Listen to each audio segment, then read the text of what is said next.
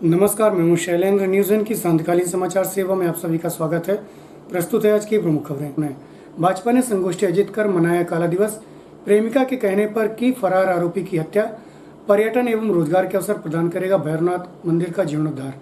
अब खबरें विस्तार से। 45 वर्ष पूर्व इंदिरा गांधी के शासनकाल में 25 जून को देश के ही अंदर हो रही गतिविधियों को देखते हुए आपातकाल की घोषणा की गई थी। वहीं इस आपातकाल में इंदिरा गांधी द्वारा हिटलरशाही दिखाते हुए जनसंघ एवं जनता दल के नेताओं को जेलों में भर दिया गया था, जिसकी याद को अक्षुण्ण बनाए रखने भाजपा द्वारा 25 जून को काला दिवस मनाने की घोषणा कर आज भाजपा कार्यालय अटल कुंज में मीसाबंदी सहित सांसद जनार्दन मिश्र, विधायक गिरीश गौतम, पूर्व महापौर द्वय राजेंद्र ताम्रकार, वीरेंद्र गुप्ता सहित अन्य पदाधिकारियों की उपस्थिति में संगोष्ठी आयोजित की गई। इस दौरान मीसाबंदियों द्वारा अपने कड़वे अनुभव भी इस संगोष्ठी में रख विचार विमर्श किया। प्रस्तुत है एक झलकी।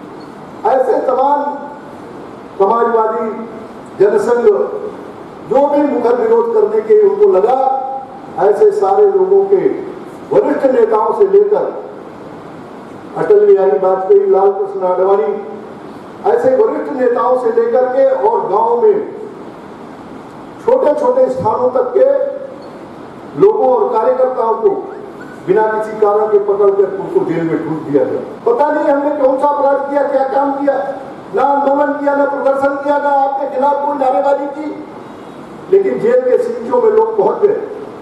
आतंक का इतना वातावरण बना कि पूरे देश में कांग्रेस और इंदिरा गांधी के खिलाफ कोई एक शब्द बोलने के लिए हिम्मत नहीं कर पा रहा था। और मैंने तो स्वयं व्यक्तिगत रूप से देखा है कि इंदिरा जी की लोग फोटो रख करके और उसमें आरती करते थे, ओम जय इंदिरा मैया, क्योंकि वो थानेदार देख ले कि हम इंदिरा जी की आरती कर रहे हैं और थानेदार देख ले कि हम प्रसाद बांट रहे हैं, और इसलिए हमारी गिरफ्तारी न हो, इतना भय का वातावरण बना था। और 2-3 महीने के रहते रहते भय का वातावरण धीरे धीरे शांत हुआ। 74 के आंदोलन में 75 में आवश्यकता नहीं थी जून में, क्योंकि उसी समय वो इंदिरा गांधी के रिट पिटीशन का फैसला हुआ और माननीय उच्च न्यायालय इलाहाबाद ने माना कि उन्हें भ्रष्ट तरीके से चुनाव में जीत हासिल की है, इसलिए उनका चुनाव रद्द किया जाता है। चुनाव रद्द हो गया उनका। अब वो सुप्रीम कोर्ट जाए, सुप्रीम कोर्ट क्या करेगी सुप्रीम कोर्ट, पता नहीं क्या होता है। इसलिए उन्होंने इमरजेंसी की घोषणा ये आधार बना करके किया।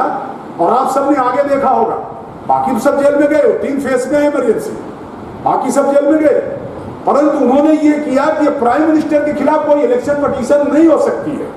यह भी संशोधन किया। जो महत्वपूर्ण बात बतानी चाहिए वो ये है, उसी संविधान के भीतर एक संशोधन हुआ।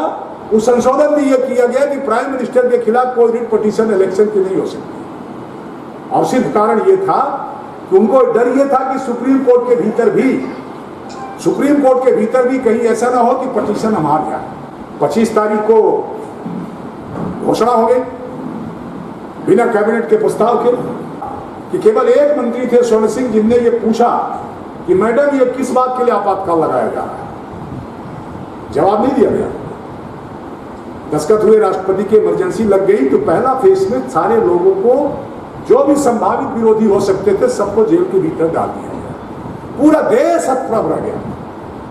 उसी राजनीतिक चरित्र का परिणाम था, उसी जनता के चरित्र का परिणाम था, उसी समाज के चरित्र का परिणाम था कि इंदिरा गांधी को जो लोकतंत्र के माध्यम से जीत करके आई थी और जिसे हाई कोर्ट ने धक्के मार करके बाहर जाने के लिए कहा था, जन आंदोलनों का इतना तेज प्रवाह था, उसके बावजूद भी उसकी हिम्मत हुई कि 25 जून 75 को उसने इमरजेंसी लगा दी। काहे के लिए लगा दी?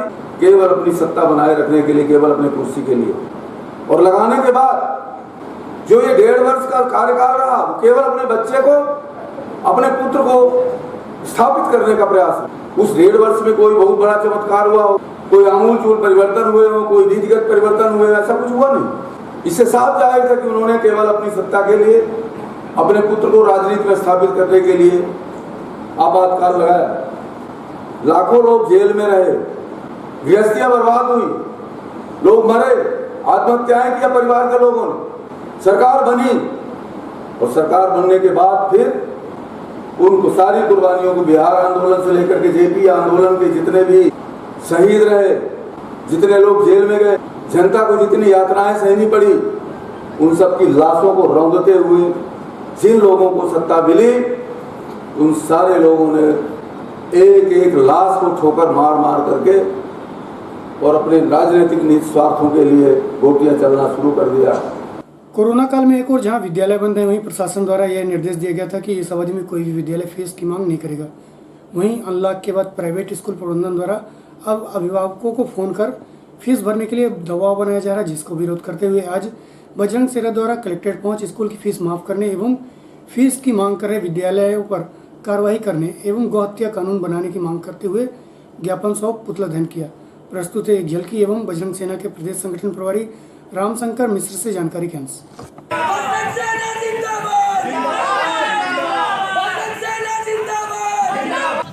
यहीं बैठे शांतिपूर्वक रहेगा, कोई दिक्कत नहीं, हम डिस्टर्बेंस नहीं करेंगे। यहाँ पर नहीं बैठे, नहीं यहाँ पर नहीं अलाउ नहीं।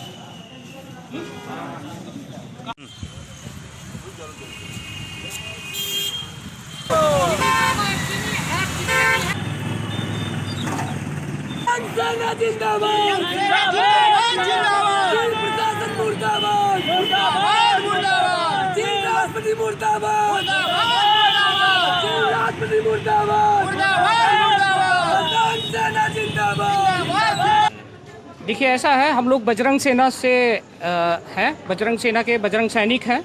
पूर्व में हम लोगों ने एक ज्ञापन माननीय कलेक्टर महोदय को दिया था और कलेक्टर महोदय से मुलाकात भी की थी। उसमें हमने मूलतः दो मांगे थी हमारी।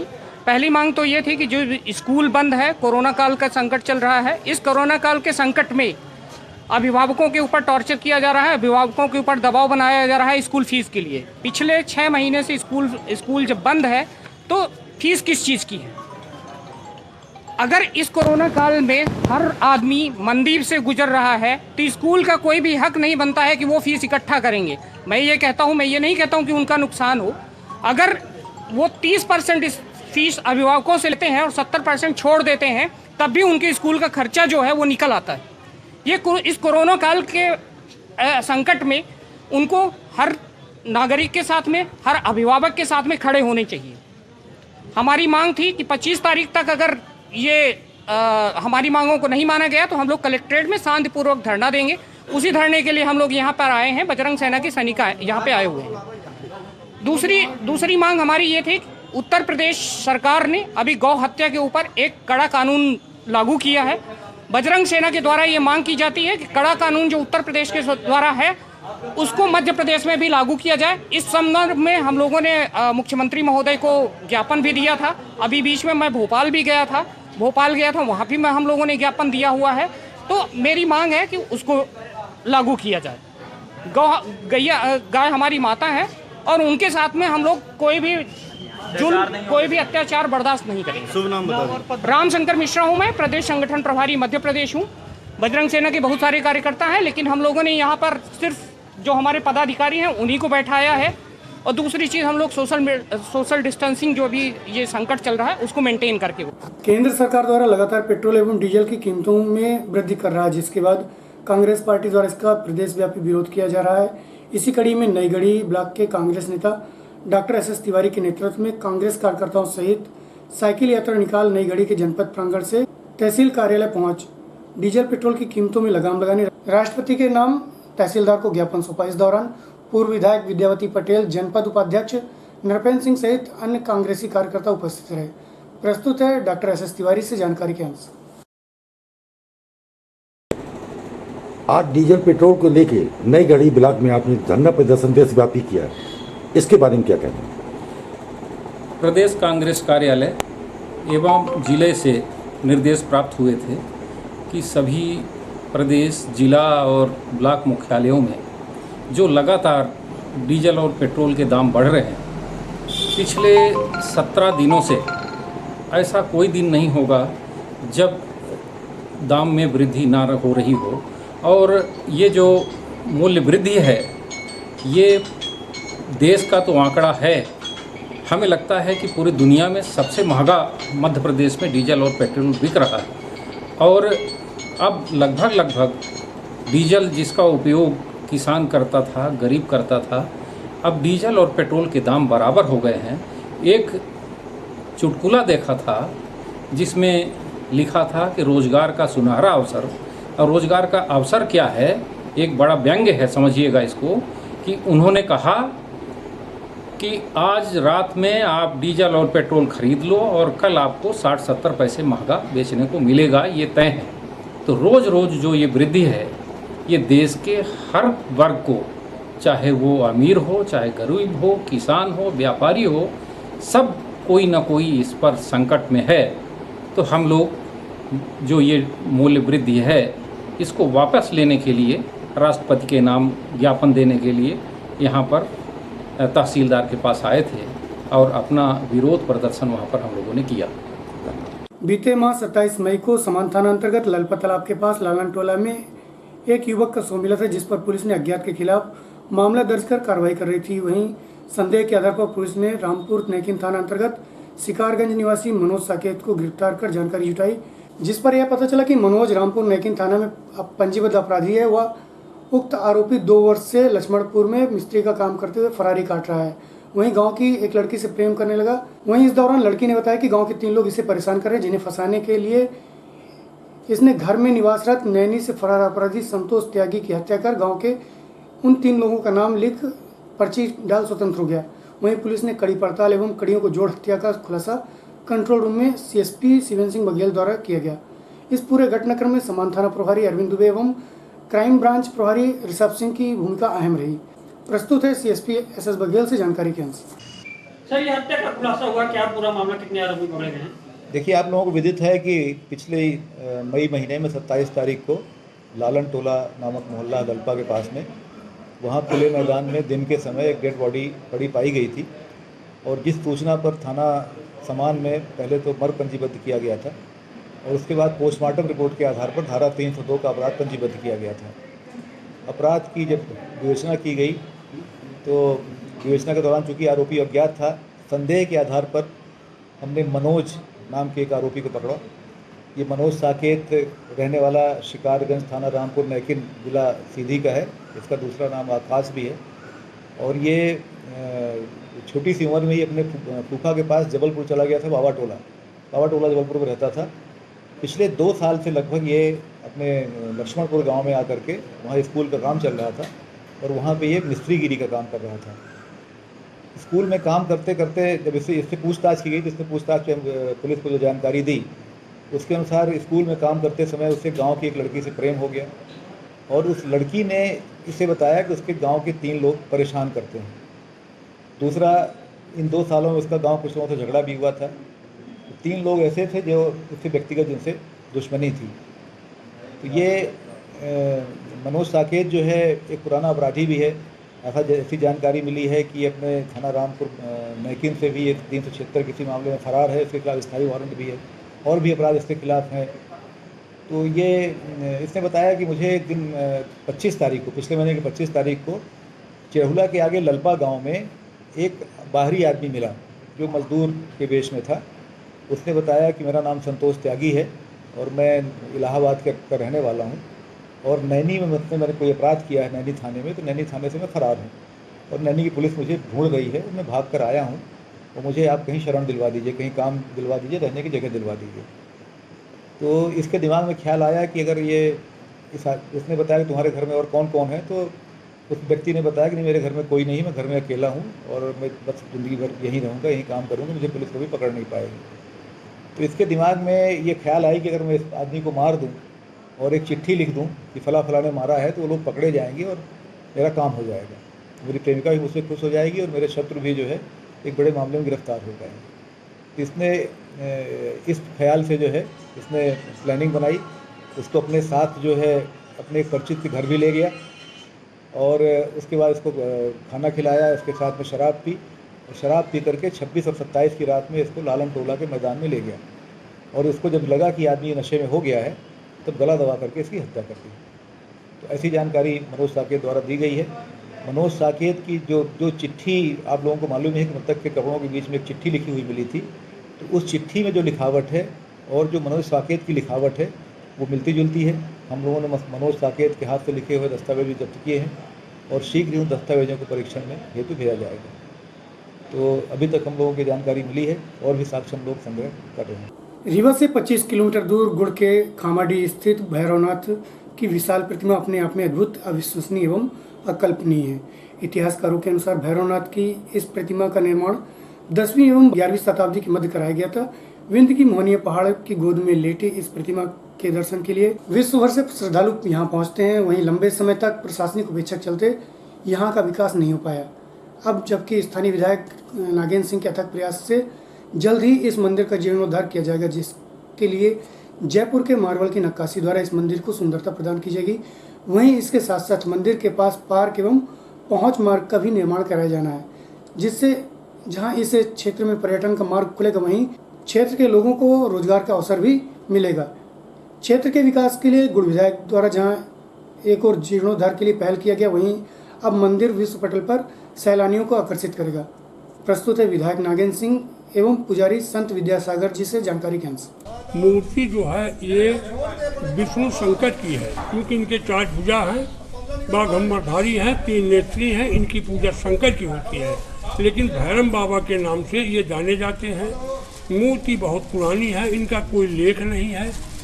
अंदाजन बस जो है 6वीं और 7वीं शताब्दी को लोग बोल रहे हैं कि ये मूर्ति 6वीं शताब्दी की है। इनकी 33 फुट 3 इंच लंबाई, 12 फीट चौड़ाई। मूर्ति में कहीं जोड़ भी है किसी तरह का? ये बहुका जो है, इनका बामा बहुका भंग हो चुका है। इनको किसी को पता नहीं है कि कैसे भंग हो गई। जब मूर्ति मिली तो भंग मिली। लोग दोषारोपण तो बोलते हैं कि बिरला ने किया, कोई कहते हैं जेपी किया, कोई कहते हैं फौज ने किया। लेकिन मूर्ति ओरिजिनलिटी जो है, हम यहाँ 40 वर्ष से रह रहे हैं और हम जब दवाए तो मूर्ति को भंग ही देता। बिरला हमारे सामने आया, जेपी हमारे सामने आया और वो जो है तो इनको साफ सफाई करवाया, खड़े होने की तैयारी किया बिरला ने, लेकिन इनकी ऐसी मर्जी रही कि खड़े नहीं हो पाए। 62-63 में जब यहाँ से हसियाबाद दिसंबर पारे थे तो ये दीवार बीच वाली बन करके टीना का छत लग गया था। फिर बाद में हमारे विधायक नागेंद्र सिंह जी ने अपने परिश्रम और अपने दिमाग से जेपी वालों को ले आकर के इसमें गुम्बद बनवा दिए हैं और गुम्बद अभी मुश्किल से 20 साल हुआ। ये जो बाहरी दीवार है इसको आज 30 साल चल रहा है। पूरा तज विभाग के अंदर में मूर्त है, पूरा तज विभाग ने इसको बनवाया है। ये जो भगवान की मूर्ति है, जो जिस पत्थर से बनी है, आसपास ये पत्थर भी नहीं पाया गया। ये जब बिरला ने आया तो इनकी जो दाढ़ी थी वो भंग थी। दाढ़ी बनवाने के लिए पत्थर ढूंढा तो यहाँ जो है पत्थर कांच से संबंधित है। और ये मूर्ति जो है तो ऐसा बोलते हैं लोग कि जिसके शालिग्राम बनते हैं उसकी वो पत्थर है।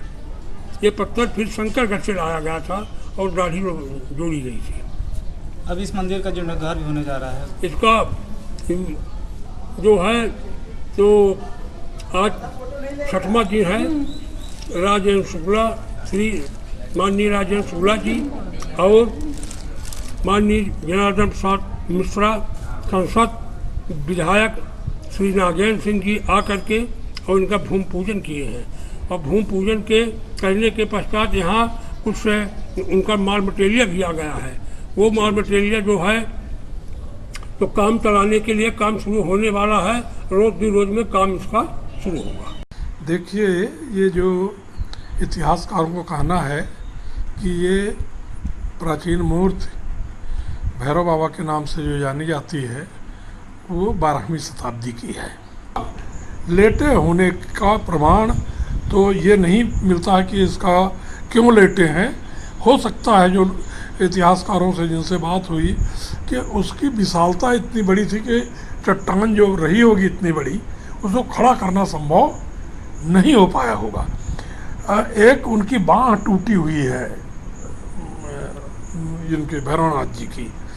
ऐसा जनश्रुति है कि किसी बड़ी कंपनी ने उसको उठाने का प्रयत्न किया था और क्योंकि चट्टान बहुत अंदर तक धंसी हुई है, उठ नहीं पाई और उनका ये बाँह भी टूट गई थोड़ी सी। कहते हैं जिस स्टोन से जिस स्टोन की वो मूर्ति है, हाँ, आसपास के इलाके में उस तरह का। हाँ, ये बहुत आश्चर्य की बात है कि वो स्टोन पूरे उस परिसर में उसके आसपास उस तरह का स्टोन उपलब्ध नहीं है।